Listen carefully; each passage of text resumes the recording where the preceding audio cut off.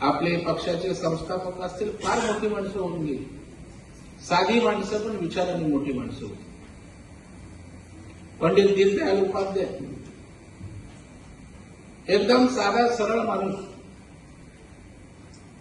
पण एवढा मोठा विचार देऊन गेले की त्यांच्यानंतर आज दशकोनदशकं आपण त्यांचा विचार पुढे नेण्याचं काम करतो. एकात्म मानवतावाद म्हणजे शेवटी सगळ्यात महत्वाचं या ठिकाणी मानवतावाद आहे.